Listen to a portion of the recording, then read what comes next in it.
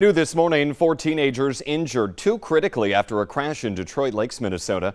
The State Patrol says 2 cars crashed yesterday afternoon at the intersection of Highway 10 and Long Lake Road. 18-year-olds Gabriel Spader and Benjamin Dickey, both of Moorhead, were airlifted to Fargo with life-threatening injuries. They were both in the same car with another passenger who was not hurt. 18-year-old Rainey Evans and 16-year-old Jaden Cole, both of Audubon, were in the other car. They were hurt, but not seriously. We have breaking news on a story we first told you about last Friday. A man wanted for attempted murder is now in jail after days on the run. Police arrested James Van last night in Mandan. It all started on July 12th when police say Van fired at a moving vehicle. A few days later, police say he took them on a high-speed chase through Bismarck that ended over safety concerns. Authorities say he was arrested last night without a problem. One man is in jail after reports of shots fired in North Fargo from over the weekend. It started late Saturday night when someone reported 2 loud bangs in the 300 block of 7th Avenue North, and they found a bullet hole in their wall. Officers found bullets in the grass across the street, but no suspects. About 2 hours later, another call from the same address about a man pointing a gun at a couple. Police say the suspect then got in the car with a woman and then drove away, but was pulled over a short time later. They say 31-year-old Waylon Lenore gave officers consent to search the vehicle, but they didn't find any weapons there. Officers later found a gun in the grass near that house on 7th Avenue. Lenore was then arrested for terrorizing and is suspected in that shots fired incident from earlier in the night. Fargo police are investigating a second report of gunfire, this one early yesterday morning in the 1500 block of 11th Street North. A person standing on his apartment balcony was talking to a man walking across the street when that guy pulled out a gun and shot toward the caller's apartment. Police say a bullet hit the side of the building. No one was hurt, though. There were no word on any arrests in that case. Just about 6:53 now on this Monday morning. Let's get a check of your forecast. Lisa Green, you're tracking storms out there this morning. Yes, we have one severe thunderstorm warning still in effect until 7:15 up in the north and east. There are other areas seeing some rain, perhaps a lightning bolt or 2, but this by far our strongest storm right now. It's likely producing some heavy rain. The storm is warned for hail that could be a little bit less than 1 inch in diameter, but wind gusts 60 miles per hour in the latest update on this one.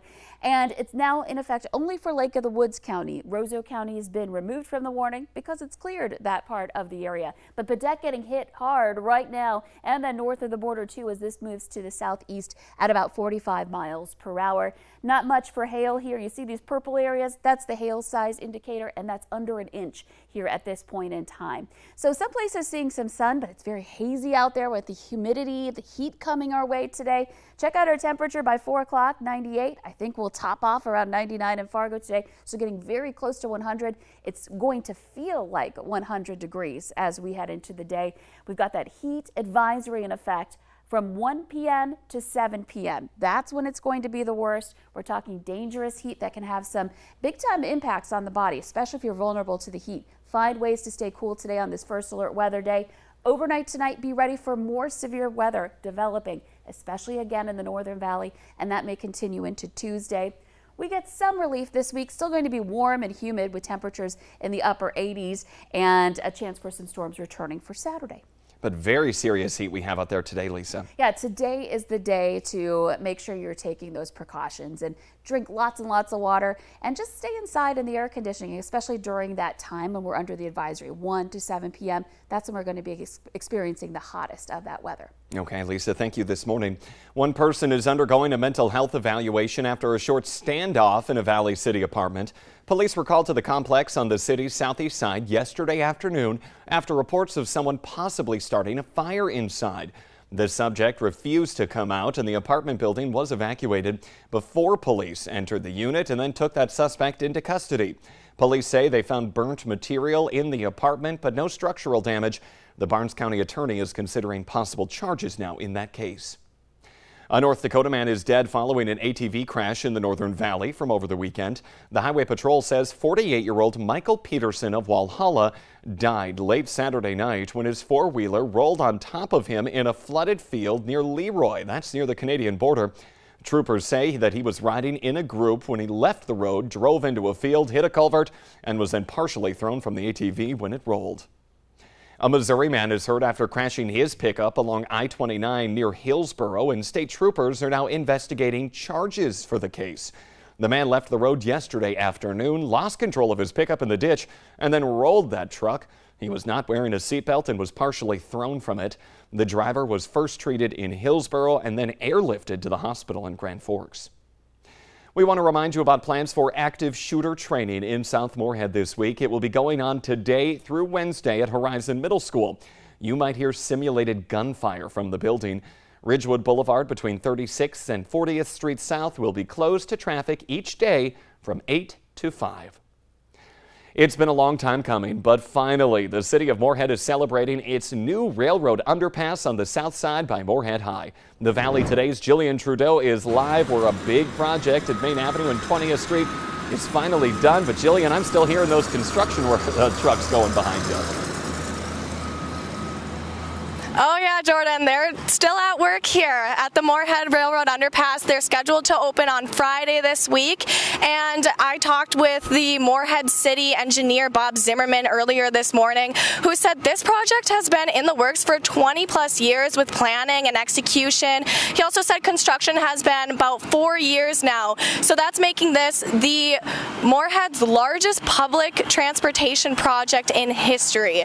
So they are celebrating tonight at 4 p.m. with a ribbon cutting ceremony. There'll be live music and food, and they're also putting a stage in the underpass. So everyone is invited to come out and celebrate this big moment for Moorhead, 4 p.m. to 7 p.m. I'm Jillian Trudeau in Moorhead, Valley News Live.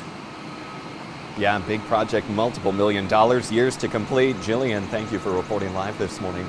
And it's a big day for a new road project in Fargo. A lot of projects, actually. We have about 5 of them to tell you about. The first one, 32nd Street South. Access will be restricted at 13th Avenue for the next 3 weeks because of concrete work. Now that's near the Shields and Bell Bank. They'll be open to just one lane. Plus, watch out for any turn lane closures.